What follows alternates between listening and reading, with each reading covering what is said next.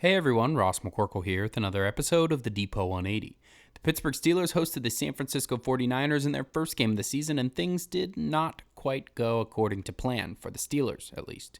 The 49ers were able to play to their strengths, got the early lead, and never looked back. The score ended up 30-7 in one of the more disappointing Week 1s in recent memory. The fact that the Steelers were playing at home in Week 1, which is rare, a West Coast team, and the Steelers were fully healthy entering the game following the perfect preseason. Hopes were very high. Now, just a few days later, it's a much different tune in both the national media and amongst Steelers fans. The truth is somewhere in between the euphoric highs that people were experiencing after the preseason and the pit of despair and misery that people are experiencing now.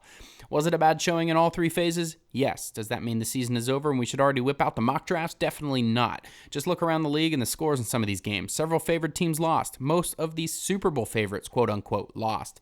Week 1 can be wildly unpredictable. It isn't time to panic until this becomes a trend. Some people are rightfully concerned because this technically is a trend if you include last season, but this is a new group with a bunch of new faces, and last year has little bearing on this year.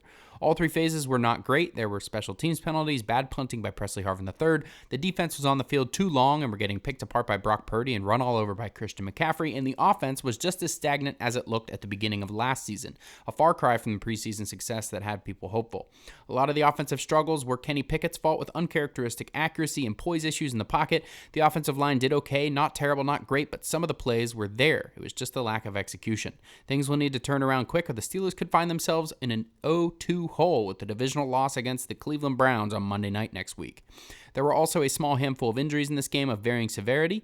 Cam Hayward tore his groin, which will require surgery and hold him out somewhere in the ballpark of 6 to 8 weeks. Deontay Johnson had a hamstring that will hold him out a few weeks, possibly until the bye.